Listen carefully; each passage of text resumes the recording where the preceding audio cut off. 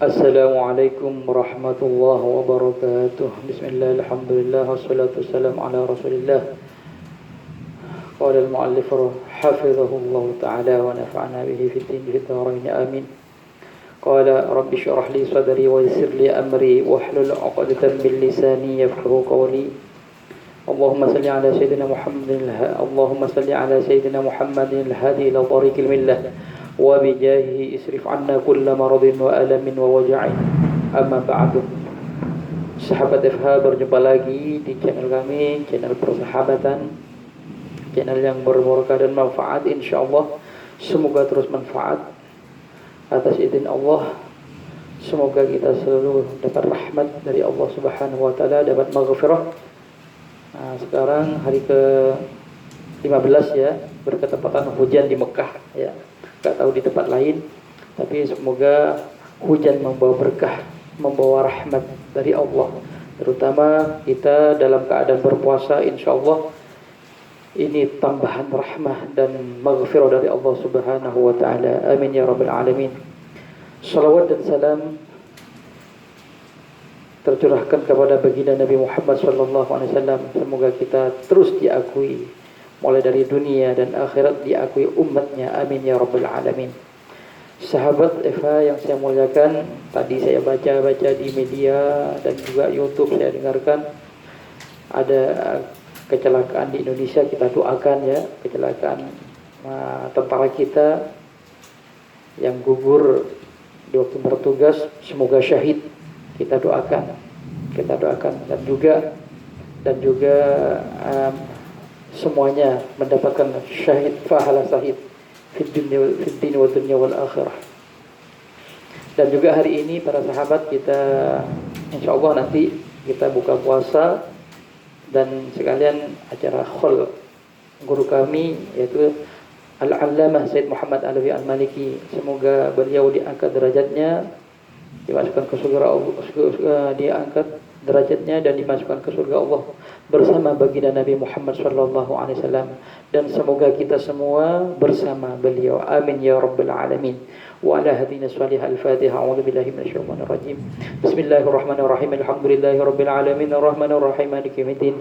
Iyyaka na'budu wa iyyaka nasta'in. Ihdinas siratal mustaqim. Siratal ladzina an'amta 'alaihim ghairil maghdubi 'alaihim waladdallin. Amin. Sahabat FH, kita teruskan pada bab syurutis shaumi, bab syarat-syarat sahnya berpuasa. Yang pertama, syarat sahnya berpuasa yaitu harus Islam, dan yang kedua harus akil atau mutamyiz atau mumayyiz, dan yang ketiga suci dari haid dan nifas, dan yang keempat berpuasa di waktu yang tak dilarang, yaitu puasa yang tidak diharamkan seperti Idul Fitri. Kita membahas yang pertama yaitu Islam. Kita menjalankan dalam puasa ini, seorang wajib dalam keadaan Islam, yaitu harus muslim. Di Mughnil Muhtaj, di kitab Mughnil Muhtaj disebutkan syaratus shaumi ay syaratu sihhatihi min haitsul fa'il al-Islam, harus Islam. Langsung saja saya baca terjemahnya aja, Islam. Kita harus muslim. Kalau kita ini saya teruskan dulu, fala yasihhu shaumul kafir bihalin asliyan kana aw am ghairah. Tidak sah puasanya orang kafir asli atau bukan. Orang yang kafir asli itu puasanya tidak sah.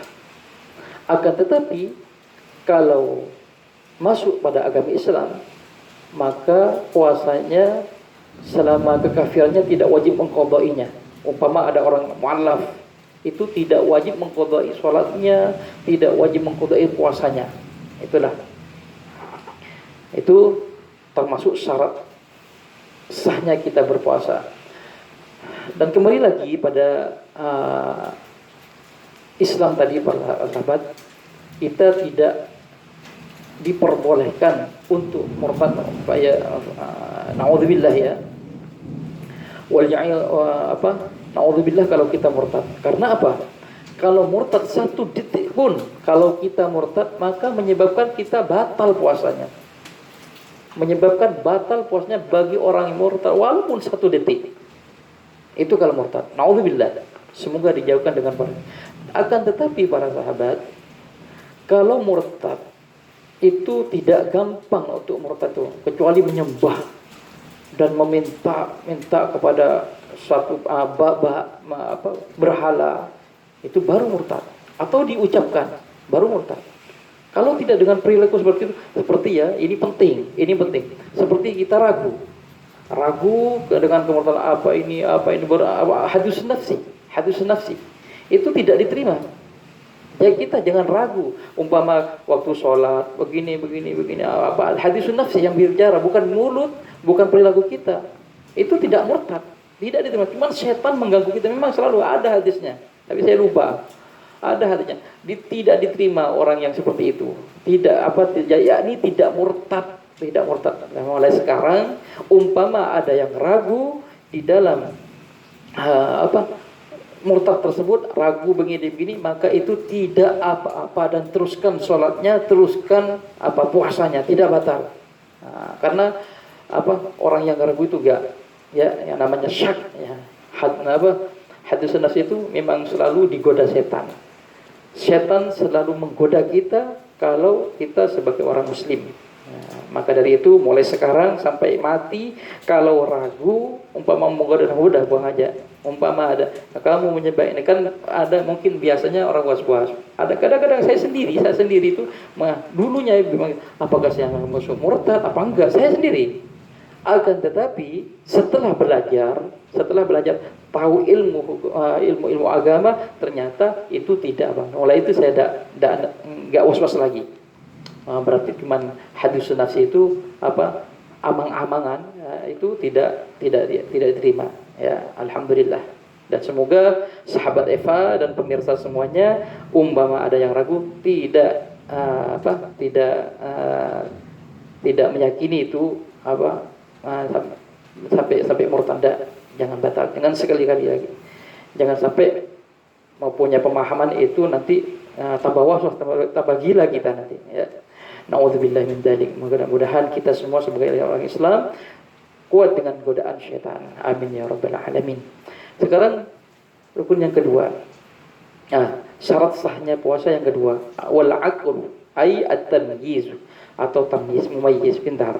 Fala yasihhu shaumul majnun wat tifli ghairul mumayyiz li fuqdan niyyah wa yasihhu min sabiyyi mumayyizin. Maka tidak sah puasanya orang gila dan anak kecil yang belum tamyiz kira-kira umur 7 tahun. Itu kalau 7 tahun ada yang tamyiz, ya. Ukuran tamyiz itu sudah bisa tahu makan sendiri, beristinja sendiri, dan tahu makan sendiri, itu tamyiz, maka sah. Kalau tidak tamyiz, tidak sampai seperti itu, maka itu tidak sah puasanya. Tapi kalau belajar enggak masalah. Wa yashu min sabin mumayyin, dan sah puasanya orang yang tamyiz, seperti anak kecil yang umur 7 tahun, umur 8 tahun, yang sudah pintar, yang sudah tahu sendiri, tahu makan sendiri, istinja, mandi sendiri, itu sah, ya, sah. Tapi tidak wajib. Tapi sah puasanya. Sahabat Eva, kita teruskan pada yang ketiga. Syarat sahnya puasa yang ketiga, suci dari haid dan nifas. Mungkin sudah tahu ya, umpama di pertengahan, umpama kita ada saudara kita, istri kita ada yang haid di pertengahan hari bulan puasa, maka itu batal puasanya. Dan disunahkan, ingat, disunahkan untuk puasa, disunahkan untuk mencegah dari apa-apa yang membatalkan puasa, yaitu menahan, imsak, walaupun itu batal, itu imsak sampai terbenam tadi, ikut-ikutan orang puasa, ya, tapi tidak puasa itu, tapi disunahkan menahan diri, tidak makan dan minum. Wallahu a'lam. Sahabat Eva, kita teruskan pada yang keempat, yaitu berpuasa. Bisa sah puasa itu dengan syarat yang tidak dilarang, itu tidak Idul Fitri masih berpuasa dari semangatnya sampai Idul Fitri berpuasa, jangan, tidak sah, ya. tidak sah puasanya. Karena yang dilarang itu Idul Fitri dan juga yang saya sebutkan kemarin dan juga tanggal 16 dan yang lain. Wallahu a'lam. Sahabat Eva, kita sudah 10 menit ya, biar tidak lama-lama. Berjumpa lagi di video berikutnya insya Allah besok. Dan kita di Mekah sekarang lagi hujan.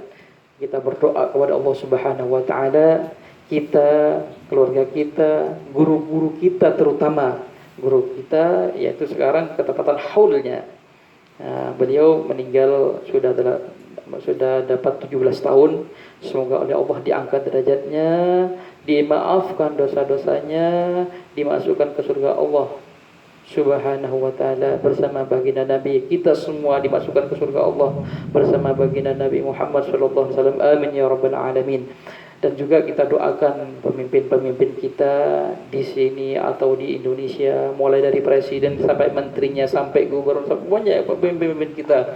Kita doakan semoga di bulan Ramadan ini semoga diberi maghfirah dari Allah Subhanahu wa taala dan semuanya diberkati.